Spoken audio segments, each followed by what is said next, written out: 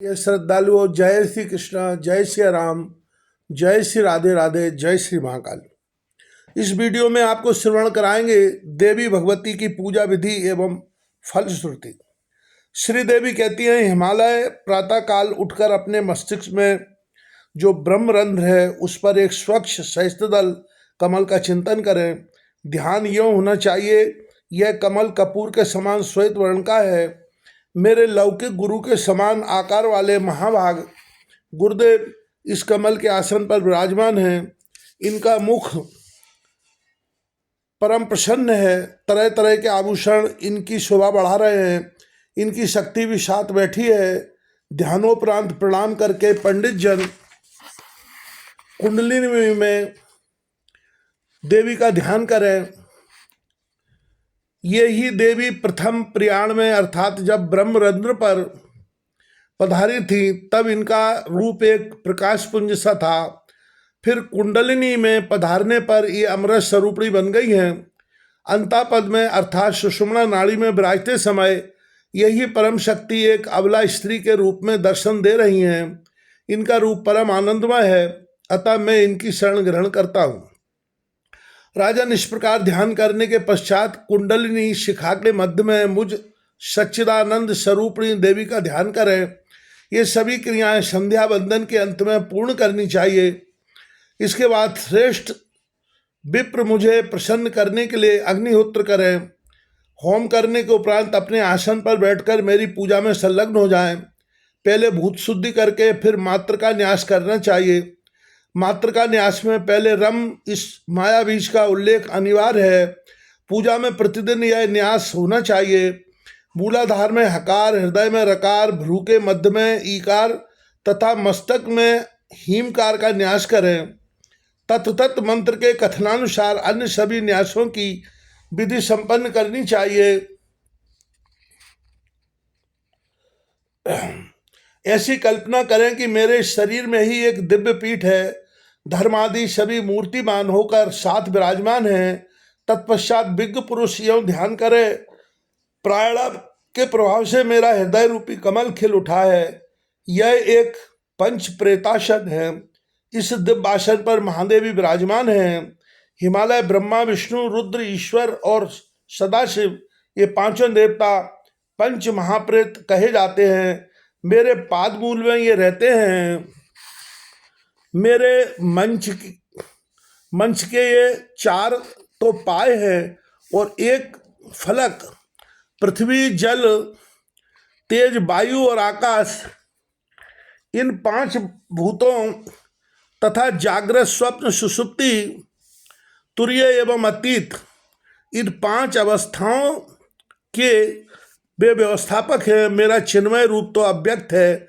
मैं इन अवस्थाओं से सर्वथा परे हूँ। शक्ति तत्व में ब्रह्मा प्रवृत्ति का विष्णु रूप से परिणत होना प्रसिद्ध है। यूँ निरंतर ध्यान करके मानसिक भोग संबंधियों से मेरी पूजा और जप भी संपन्न करें। फिर मुझ श्री देवी की को जप अर्पण करके अर्घ देने की व्यवस्था करें।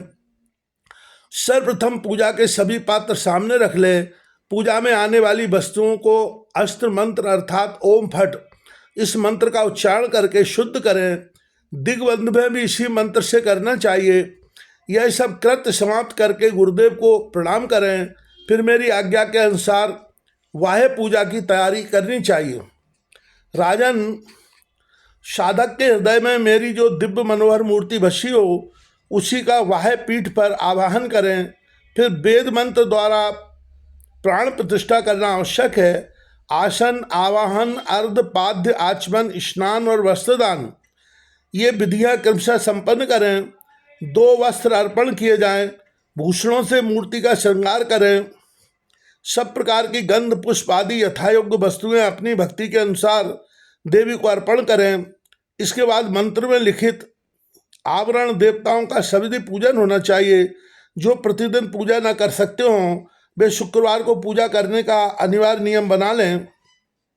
अब उपर्युक्त आवरण देवताओं के प्रसंग बताती हूँ। पहले मूल देवी की भावना करें। ये देवी परम प्रकाशमय हैं। इनका प्रकाश पुंज त्रिलोकी में व्याप्त है। यों चिंतन करके आसन पाद आदि यथायोग उपचारों से अंग देवताओं को सुपूजित करने के उपरांत पुनः मुझ मूल देवी की पूजा करनी चाहिए।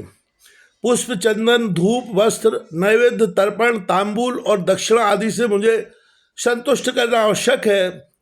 तुम्हारे बनाए हुए शस्त्र नाम से मैं बहुत प्रसन्न होती हूँ।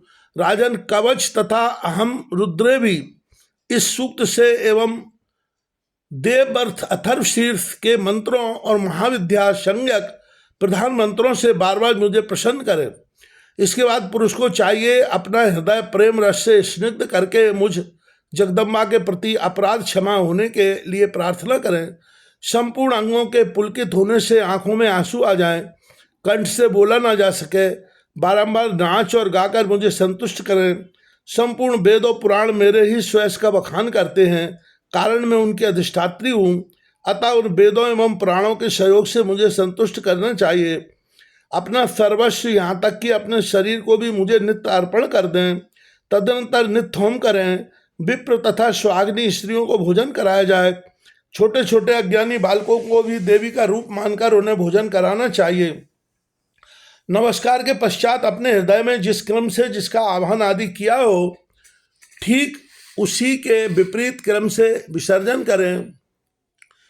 उनका व्रत का, उत्तम व्रत का आचरण करने वाले हिमालय मेरी सारी पूजा हल्लेखा मंत्र से संपन्न हो जाती है, क्योंकि यह मंत्र संपूर्ण मंत्रों का अधिष्ठाता कहा गया है।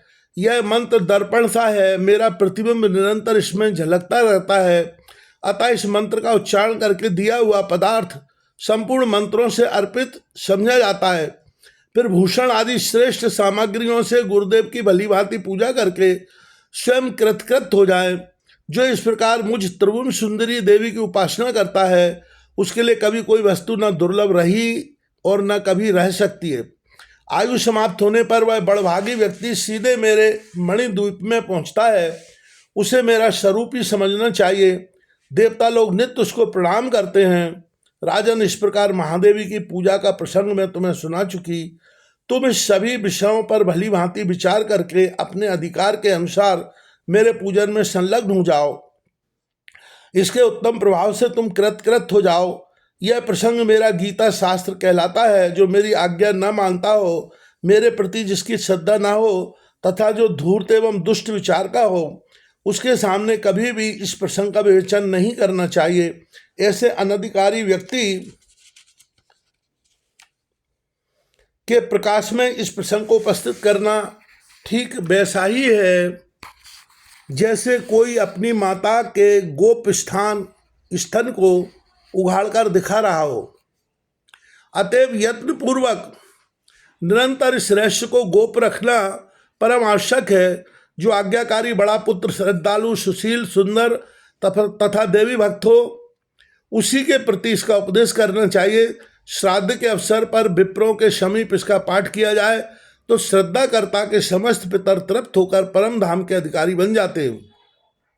व्यास जी कहते हैं, इस प्रकार कहकर भगवती जगदम्बा वहीं अंतर ध्यान हो गई। उनके दर्शन पाकर संपूर्ण देवता आनंद से भर गए। व्यास जी बोले, राजन, तदनंतर भगवती सती हिमालय के घर जन्म धारण करके हेमवती नाम से प्रसिद्ध हुई। ये वे ही देवी हैं जो पहले गौरी कहलाती थीं और भगवती भुवनेश्वरी ने जिन्हें शंकर को सौंपा था। इसके बाद स्वामी कार्तिकेय का जन्म हुआ और उनके हाथ तारकासुर की जीवन लीला समाप्त हुई। अब लक्ष्मी के पुनः प्राकट्य का प्रसंग बताया जाता है। राजन, पूर्व समय की बात है। समुद्र का मंथन हो रहा था, बहुत से रत्न निकले। उस समय लक्ष्मी को प्रकट होने के लिए देवताओं ने आदरपूर्वक भगवती जगदम्बा की स्तुति की। तब उन पर कृपा करने के लिए देवी ही पुनः लक्ष्मी रूप में प्रकट हो गईं। देवताओं के अनुरोध से भगवान विष्णु के साथ रहने का सौभाग्य लक्ष्मी को प्राप्त हो गया। राजन, देवी के इस उत्तम महात्मा का वर्णन मैंने तुम्हारे सामने कर दिया। गौरी और लक्ष्मी की उत्पत्ति का यह प्रसंग संपूर्ण कामनाओं को देने वाला है। अन्य किसी साधारण व्यक्ति के सामने यह रहस्य नहीं कहना चाहिए, क्योंकि यह रहस्य सम्यक प्रकार से गुप्त रखने की वस्तु है। निष्पाप राजन, तुमने जो कुछ पूछा था वह सब मैंने संक्षेप से कह दिया। यह चरित्र स्वयं पवित्र, दूसरों को भी पवित्र करने वाला तथा परम दिव्य है। अब आगे कौन सा प्रसंग सुनना चाहते हैं बताइए।